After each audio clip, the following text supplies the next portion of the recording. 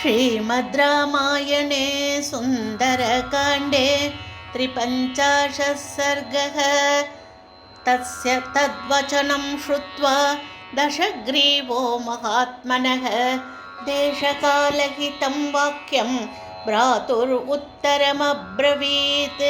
सम्यगुक्तं हि भवता दूतवध्या विगर्हिता, अवश्यं तु वदातन्यः क्रियताम् अस्य निग्रहः।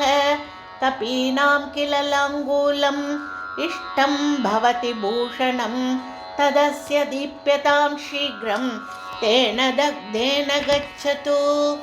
ततः पश्यन्त्विमं दीनम् अङ्गवैरूप्यकर्षितं, समिद्रज्ञादयः सर्वे बान्धवास सुहृज्जनाः।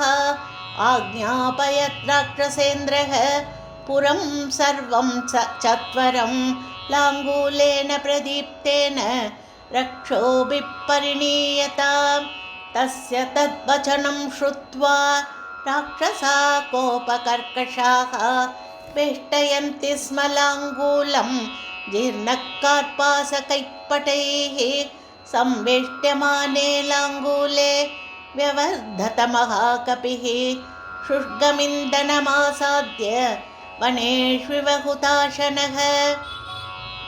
तैलेन परिशिक्ष्यात तेऽग्निं तत्रावपातयन्, लाङ्गूलेन प्रदीप्तेन राक्षसांस्तानपातयत्। सतुरोषपरीतात्मा बालसूर्यसमाननः, लाङ्गूलं सम्प्रदीप्तं तद् दृष्ट्वा तस्य हनूमतः सहस्रिबालवृद्धाश्च जग्मुप्पीता निशाचराः। स भूयः सङ्गदैः क्रूरैः राक्षसैर्हरिसत्तमः, निबद्धः कृतवान् वीरः तत्कालसदृशीं मतिं। कामं खलु न मे शक्ता निबद्धस्याभिराक्षसाः, चित्वा पाशान् समुत्पत्य हन्याम् अहमिमान् पुनः। यदि भद्रहितार्थाय चरन्तं भद्रशासनात्, बध्नन्त्येते दुरात्मानो न तु मे निष्कृतिः कृता। सर्वेषामेव पर्याप्तो राक्षसानाम् अहं युधि, रामस्य किं तु प्रीत्यर्थं विषहिष्येऽहमीदृशं। लङ्का चारयितव्या वै पुनरेव भवेदिति, रात्रौ न हि सुदृष्टा मे दुर्गकर्मविधानतः। अवश्यमेव द्रष्टव्या मया लङ्का निशाक्षये। कामं बन्धैश्च मे पूयः पुच्छस्योद्दीपनेन च, पीडां कुर्वन्तु रक्षांसि न मेऽस्ति मनसः श्रमः। ततस्ते संवृताकारं सत्त्ववन्तं महाकपिं, परिगृह्य ययुर्हृष्टाः राक्षसा कपिकुञ्जरं। शङ्खभेरीनिनादैश्च घोषयन्तः स्वकर्मभिः, राक्षसा क्रूरकर्माणः चारयन्ति स्म तां पुरीम्। अन्वीयमानो रक्षोभिः ययौ सुखमरिन्दमः, हनुमां चारयामास राक्षसानां महापुरीम्। अतापश्यद्विमानानि विचित्राणि महाकपिः, संवृतान् भूमिभागांश्च सुविभक्तां च चत्वरान्। वीथीश्च गृहसम्बाधाः कपिशृङ्गाडकानि च, तथा रत्योपरत्याश्च तथैव च गृहान्तरान् च मेघसङ्काशान् ददर्श पवनात्मजः। चत्वरेषु चतुष्केषु राजमार्गे तथैव च, घोषयन्ति कपिं सर्वे चारयित्येव राक्षसाः। श्रीबालवृद्धा निर्जग्मुः तत्र कुतूहलात्, तं प्रदीपितलाङ्गूलं हनुमन्तं दिदृक्षवः।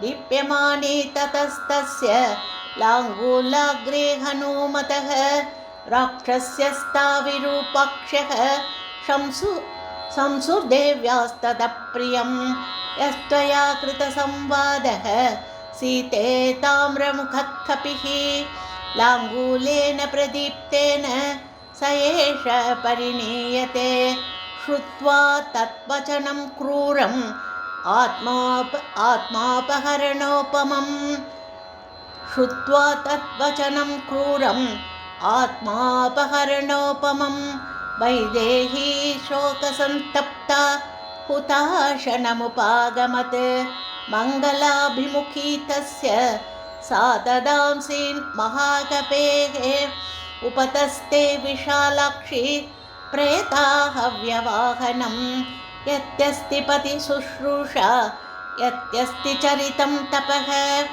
यदि वास्त्येकपत्नीत्वं शीतो भव हनूमतः यदि कच्चिदनुग्रोषः तस्य मय्यस्ति धीमतः यदि वा भाग्यशेषो मे शीतो भव हनूमतः यदि मां वृत्तसम्पन्नां तत्समागमलालसां स विजानाति धर्मात्मा शीतो भव हनूमतः यदि मां तारयेदार्यः सुग्रीवः सत्यसङ्गरः अस्मात् दुःखाम्बुसंरोधात् चीतो भव हनूमतः ततस्तीक्ष्णार्चिरव्यग्रः प्रदक्षिणशिखो नलः अस्मात् दुःखाम्बुसंरोधात् चीतो भव हनूमतः ततस्तीक्ष्णार्चिरव्याघ्रः प्रदक्षिणशिखो नलः जज्ज्वालमृगशावाक्ष्याः शंसन्निव शिवं कपेः हनुमज्जनकश्चापि पुच्छानलयुतो निलः ववौ स्वाद्यकरो देव्याः प्रालेयानिलशीतलः दह्यमाने च लाङ्गूले चिन्तयामास वानरः प्रदीप्तोऽग्निरयं कस्मात् न मां दहति सर्वतः दृश्यते च महाज्वालो न करोति च मेरुजं शिशिरस्येव सम्पातो लाङ्गूलाग्रे प्रतिष्ठितः अथवा ददिदं व्यक्तं यद्दृष्टं प्लवता मया रामप्रभावादाश्चर्यं पर्वतः सरितां पतो यदि तावत् समुद्रस्य मैनाकस्य च धीमतः रामार्तं सम्भ्रमस्तादृक् किमग्निर्न करिष्यति सीतायाश्चरन्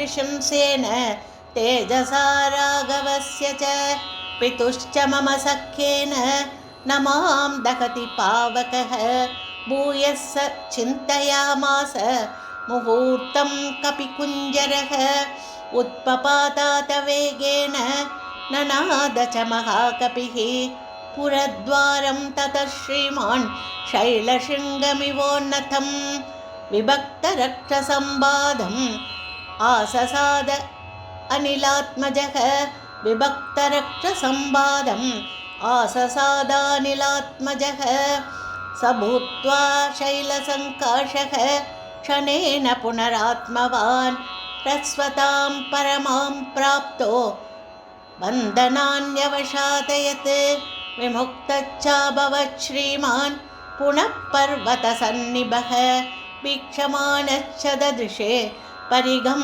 तोरणाश्रितं सतं गृह्य महाबाहुः कालाय स परिष्कृतं रक्षिणस्तान् पुनः सर्वान् सूदयामास मारुतिः सतान् निहत्वा रणचण्डविक्रमः समीक्षमानः पुनरेव लङ्कां प्रदीप्तलाङ्गूलकृतार्चिमाली प्रकाश आदित्यैवार्चिमाली इत्याशे श्रीमद् रामायणे सुन्दरकाण्डे 53 सर्गः। श्रीहरये नमः। श्रीहरये नमः। श्रीहरये नमः। जानकीकान्तस्मरणं जय जय राम राम आंजनेयमूर्ति की जय। सद्गुरुनाथ महाराज की जय।